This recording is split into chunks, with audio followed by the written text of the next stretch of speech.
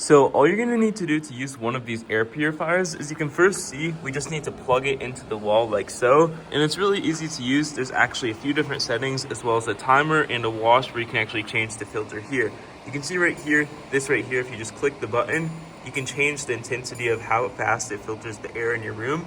This will filter about 6 to 8 times per hour, plus the entire room.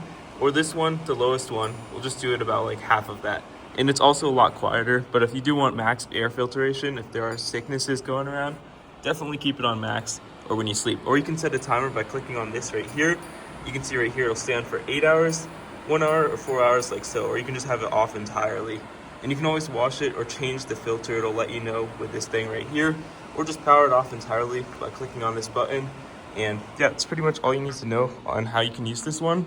And if you found this helpful, please consider leaving a like on the video down below. But you both plug it in, and then you can actually change your setting as well as how long it's on and the lights if you want these to be on or off, just if you're sleeping or so you don't have to cover them.